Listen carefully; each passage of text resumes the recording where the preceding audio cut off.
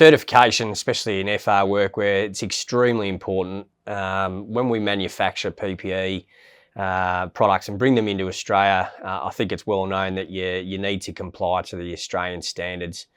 But it's important to recognise that compliance to the Australian standards is a claim without any verification on testing.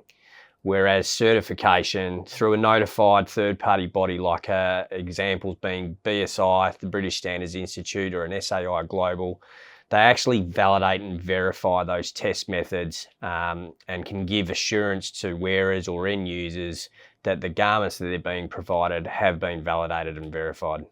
Would you be able to maybe explain a little bit more detail around why certification is so important, especially when working in these high-risk industries?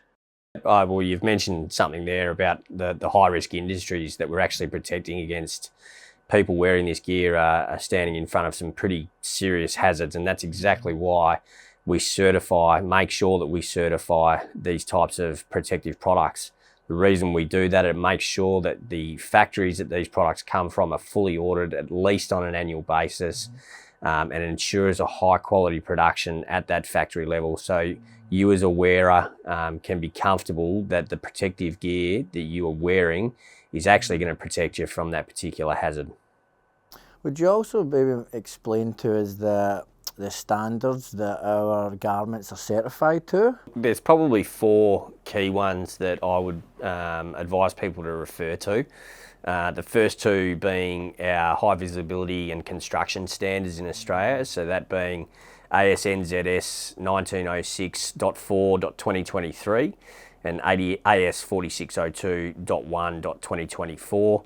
As well as the test method ASTM F1959, which is the test method that we conduct that actually assists us in giving our protective garments their calorie ratings and their category levels, as well as NFPA 2112.2023, which is a standard that we follow for prevention of injuries for personnel in flash fires.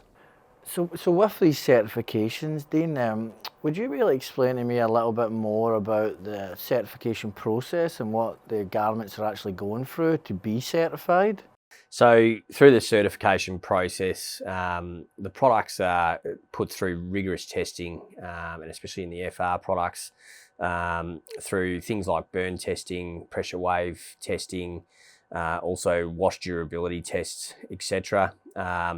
So what that basically does, the certification validates what these fabrics have actually gone through and gives a bit of verification that they're going to be of a high quality and protect against those hazards. Non-compliant or non-certified products just simply don't have this verification.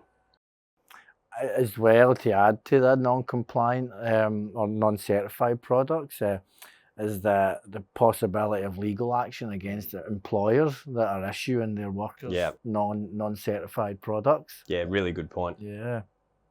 Let's say I'm out in the field and I've been issued some FR clothing, or I've purchased it from the local supplier.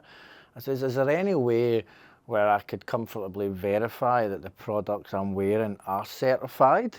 Yeah, it's a good question. There's 2 simple answers to it, really. So the garments should be labelled with the particular certification and the licence numbers that actually back up that certification as well. Or you could simply just go and ask the manufacturer to provide that documentation or the certificates. Oh, so are they obligated to do that? In Australia, there's no obligation for them to actually provide that, but I would certainly be questioning why that is if they're not providing that documentation. So in conclusion, it's really important that you guys, as wearers of these types of products, that you're actually checking that your garments are certified, because it's going to give you guys peace of mind that the products that you've got on your backs are actually going to protect you against the FR hazards that you face and return you home safely.